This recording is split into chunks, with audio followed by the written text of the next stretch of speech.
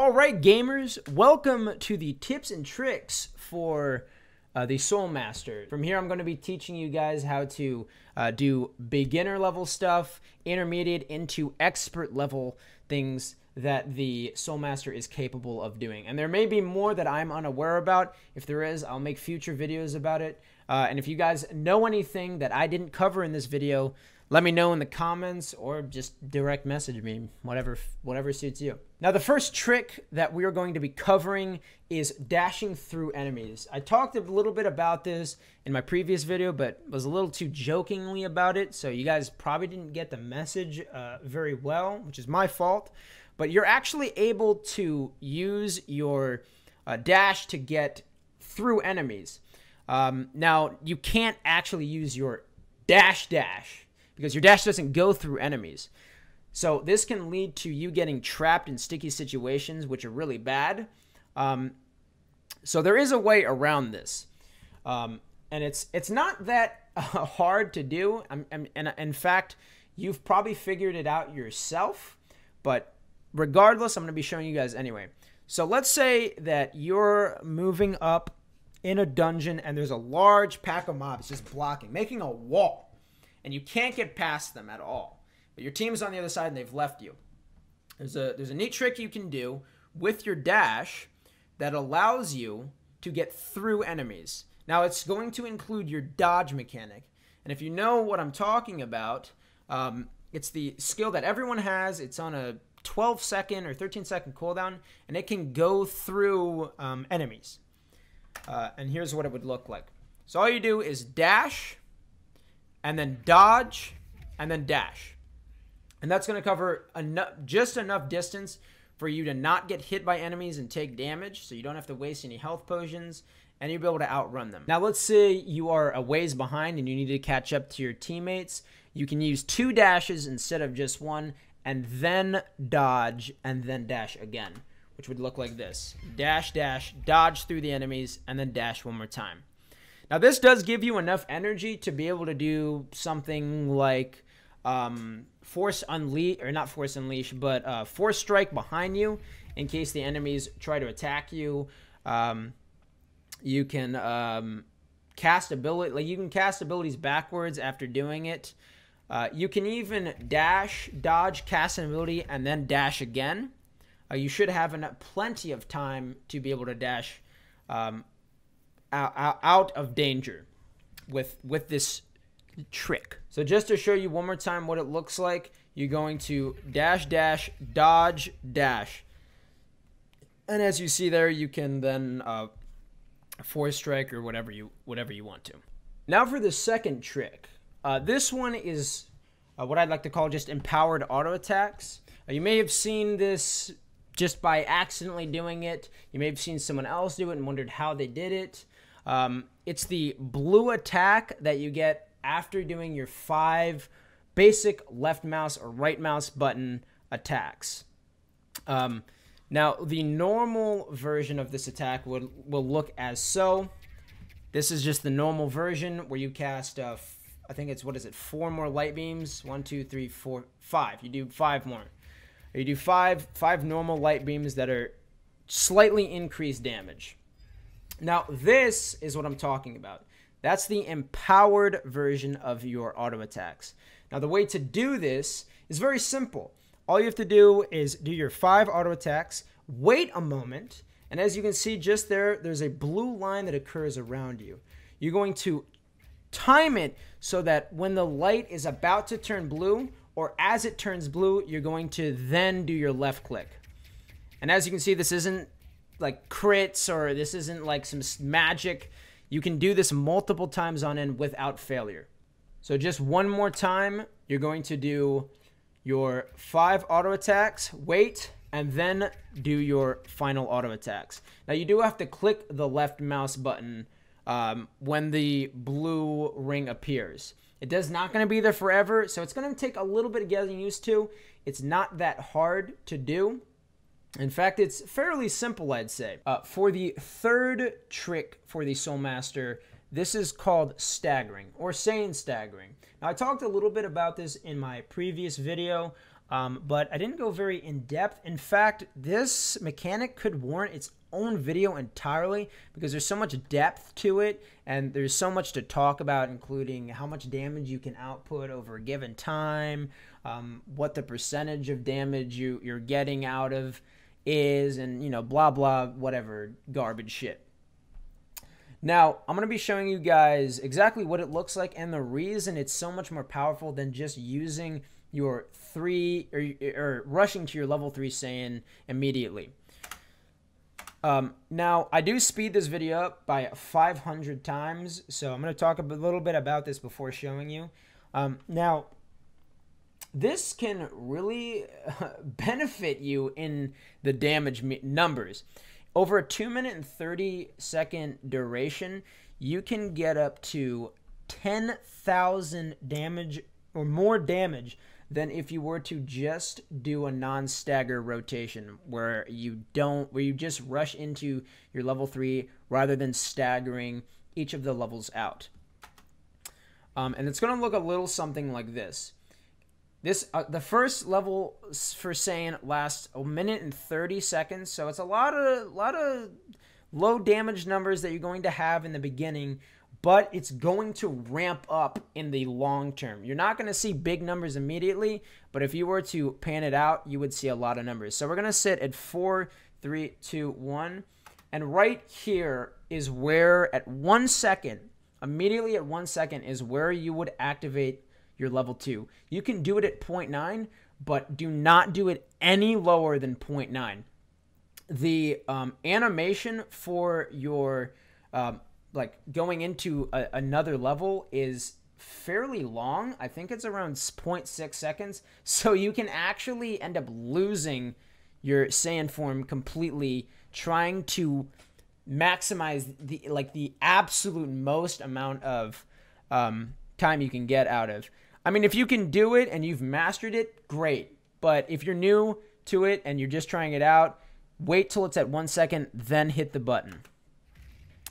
So as you see, as soon as I hit it, it refreshes the buff back to 40 seconds. And this is the level 2 Saiyan. You just used up 1 minute and 30 seconds of level 1. Now you're sitting at 40 more seconds of level 2. And this continues on. You have now 40 seconds to deal damage with level 2 buffs.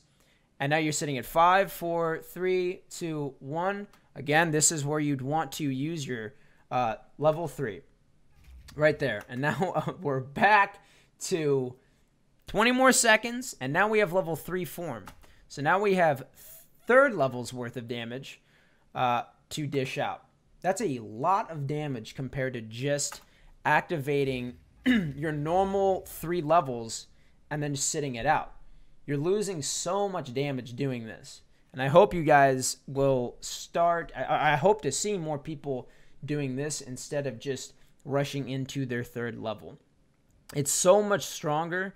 And like I said, it pretty much warrants its own video with like all the mathematical shit behind it and whatnot. But yeah, this is staggering. If you have any more questions about it, please ask me. I'm more than willing to answer them, and I hope this helped you.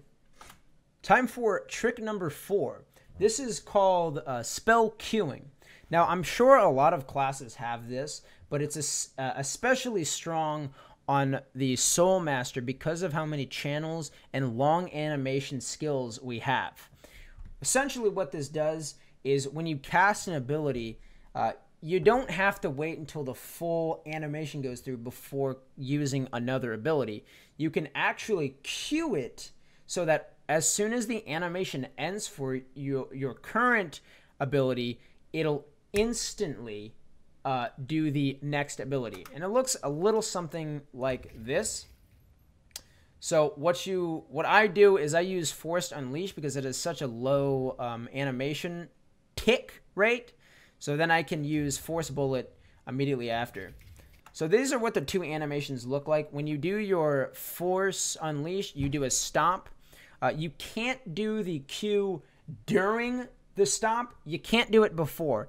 You have to do it at certain increments in the animation, or certain frames in the animation. It only works in certain frames in animations.